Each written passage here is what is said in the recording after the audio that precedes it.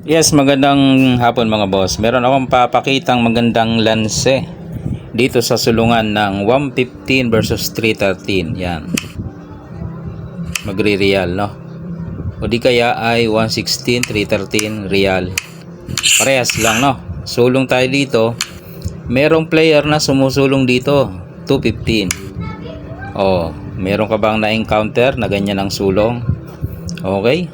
Ang sabi sa libro, dalawang bagay, pwede kang sumulong sa 5-1 o di kaya ay 16-13. Pasukin natin tong sa 16-13. Tingnan natin kung ano yung matutuklasan natin dito.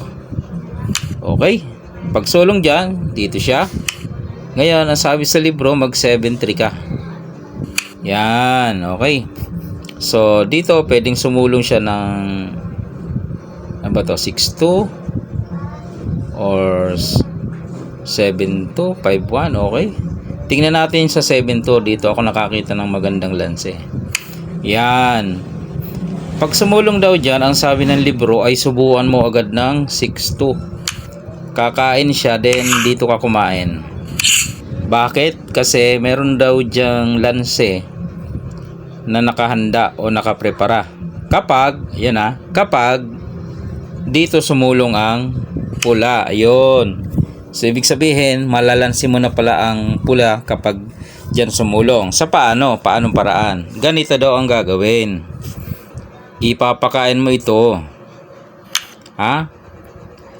Hindi pwedeng ito muna. Ito daw ang uunahin mo. Okay? Bakit? Siyempre, ano ang purpose? Kung ang player ng pula, dito siya kakain, maapatan mo siya. Lugi agad, no? Yan, no?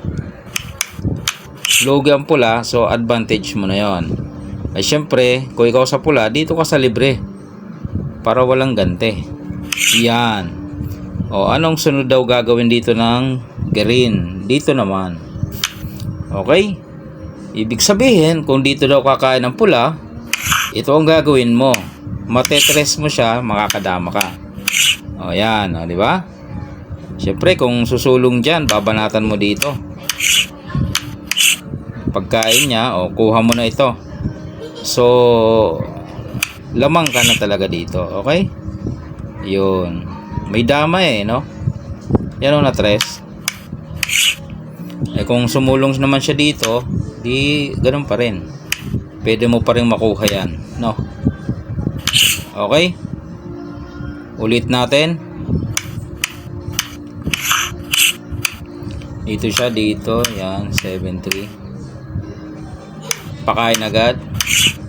Dito siya, dito naman. Dito, sabay, ganyan. Ay, paano kung hindi dito kumain? Dito naman kinain. Ito naman ang gagawin mo. 3-14. Ibig sabihin, kapag dito siya kumain, 5. 1, 2, 3, 4, 5. Lamang ka pa rin ng isang pyesa. Advantage mo yan. Okay? Eh, paano kung dito kumain? Parehas lang yan. Oh, advantage. Oh, advantage ka. Lamang ka ng isang pyesa Okay? So, doon sa nag-comment na unahin ang 13-3, ay parang hindi uubra. Kasi pag pinakain mo yung 13-3, saka ka nag 215, hindi naman siya dito kakain Matitres mo siya, di ba? Ang gagawin niya ng pula, dito na lang siya kakain. Pagkain mo dos, atras siya. Ikaw ang nalugi ng isa. 2, 4, 6, 8. 2, 4, 6, 7. Ayun. O, yan baka magamit nyo. No, baka sakali lang. Pag yan na pumasok sa ganyang yan. Baka lang sakali. Kasi may sumusulong yan, 7-3. Merong sumusulong talaga dyan Malay nyo, ma-timingan nyo. Okay? Tip lang naman yan.